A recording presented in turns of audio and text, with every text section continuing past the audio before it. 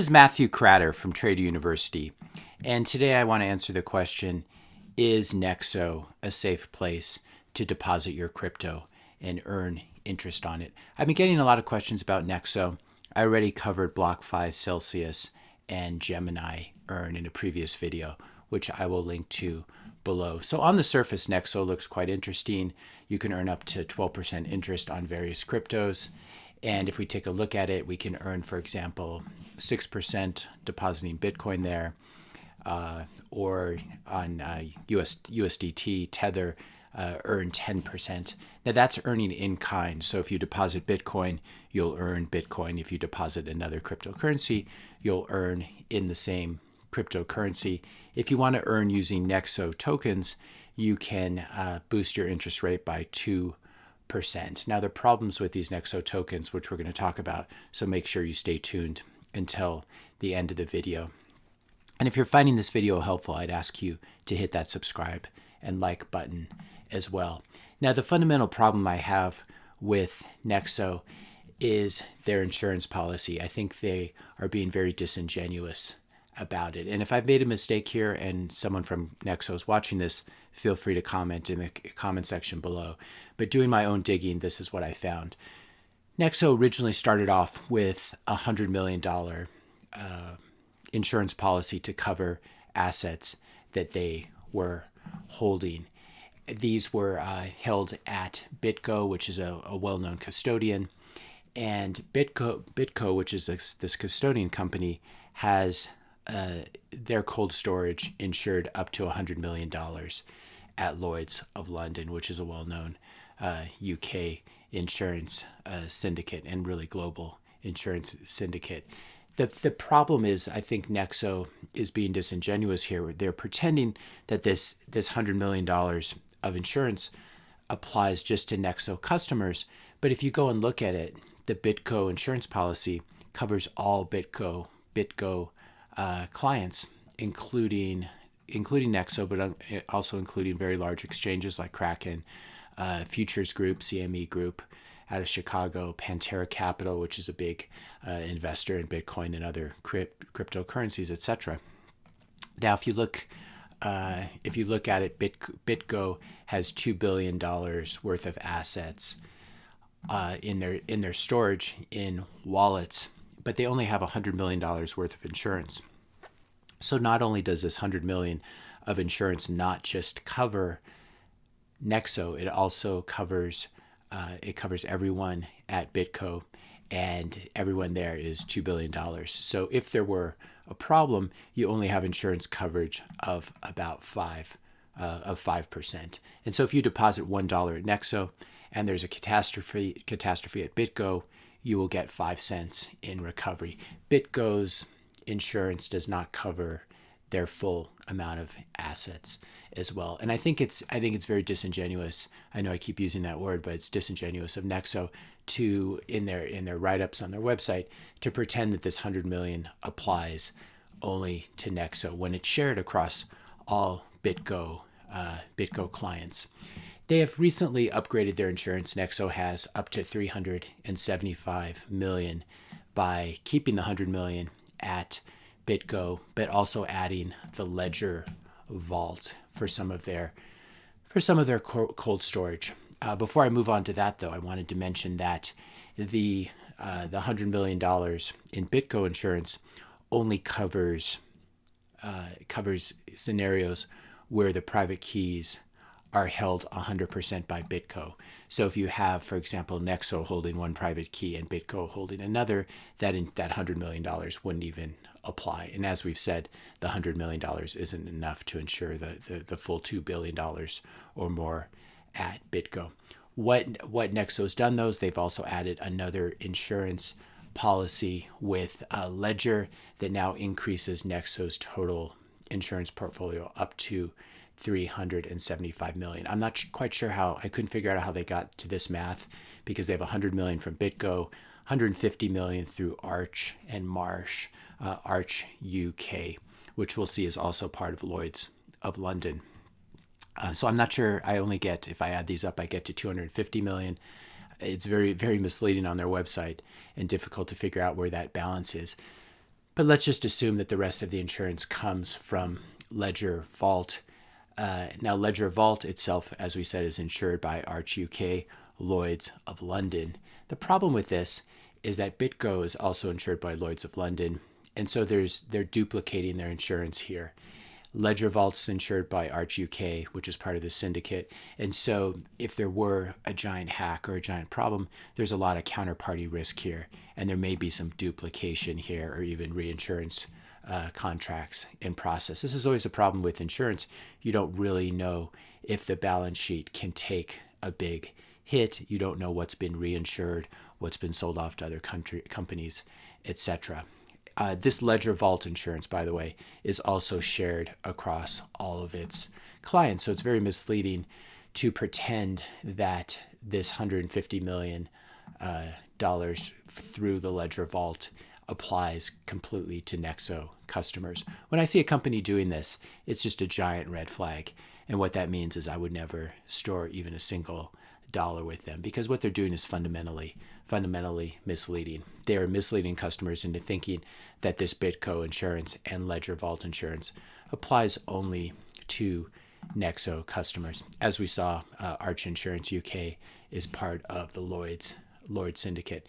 The other problem, of course, is that Ledger has shown itself to be a less than trustworthy company. That's why I don't use their hardware wallets. They had a big hack of names and addresses last year.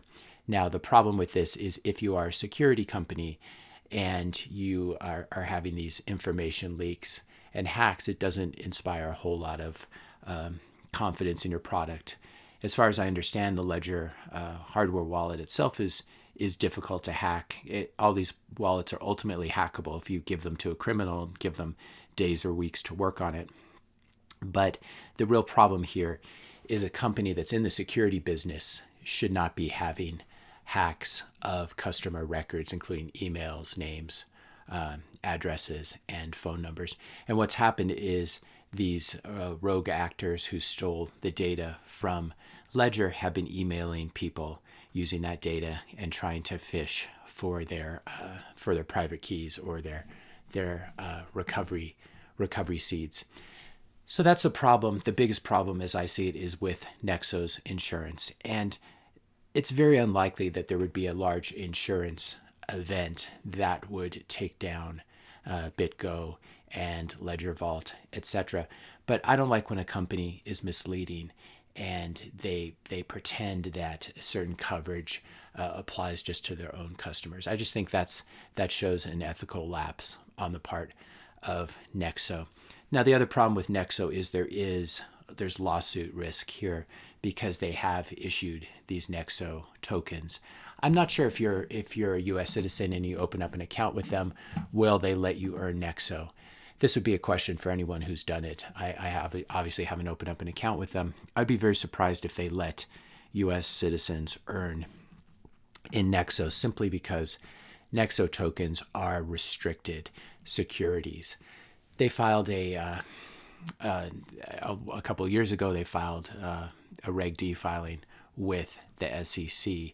But the problem with these tokens is that they should only be held by accredited investors, people with a certain net worth. And these tokens were issued as part of what really was an ICO or crowdfunding campaign. And if in the process, at some point it looks to me like I didn't participate in this, but you could just give Nexo your email address and you could get some of these tokens a couple of years ago. If any of these tokens ended up in the hands of investors in the US who are not accredited investors, Nexo really risks being sued by the SEC as Ripple and XRP have been sued. And I'm reasonably sure that non-accredited investors in the US were given Nexo by various airdrops, dividends, and as part of these crowdfunding campaigns. So this is another sort of regulatory risk. If Nexo ends up getting sued by the SEC when they're done with Ripple, you could have a real panic at Nexo, and there could be a sort of run on the bank. and they don't seem to be the most ethical people to me, the way they talk about their insurance. And so the real risk is if there's a run on the bank, not all of the collateral's there, and there could be a problem with withdrawals. Also, Nexo, why do they even have a token? It seems quite unnecessary to me. Obviously, it's a way to enrich themselves and to raise money, originally using unregistered securities. But the real problem with this is you don't really know how Nexo's token interacts with the corporation as well. I believe Nexo is based in Zug, Switzerland, but have they done weird stuff with their Nexo tokens? Would they use their balance sheet to try to support the price of the token? Have they lent out a lot of Nexo in exchange for stable coins or US dollars or Swiss francs? Have they lent out a lot of this? And so could there be a huge hole blown in their balance sheet if there's a problem? And so this token really does seem to me to be a gimmick and an overcomplication. It really opens them up to lawsuits by the SEC. And so this combination of having this token and the way it was issued, combined with their misleading description of their insurance policies, means for me that I would never use Nexo. I'm actually not, at least not at this point, until they're better custody solutions. I'm not lending out any of my Bitcoin to earn interest. I think when you have an asset that's going up 200% a year, it is nice to increase your Bitcoin, but I think a 6% interest rate or even an 8 or 10% interest rate really doesn't compensate one fairly for the risk of a total loss of a Bitcoin. I think Bitcoin's going to $1 or $2 million in the next 2 years, and probably more beyond that. So do you really want to risk that $1 million coin to earn a little bit of extra interest? Now, obviously, that interest paid in Bitcoin could be worth a lot someday as well, but I just think the interest rates are too low. I would have to see 20, 30, 40, 50% interest rates to really make it worth my time, especially when you consider the rate of appreciation of Bitcoin itself. If you have a stock that's going up very fast, you don't need to earn dividends on it. You can do quite well with capital gains, and likewise with Bitcoin itself. And the nice thing about Bitcoin, at some point, we'll be able to lend out our Bitcoin and borrow against it, use it as collateral. I do have a video on that as well, which I will link to below. If you found this video helpful, be sure to hit that subscribe and like button. Hit the notification bell if you want to be notified when I publish my next video. And let me know your questions and comments in the comment section below. Thanks a lot for watching, and I'll see you in the next video.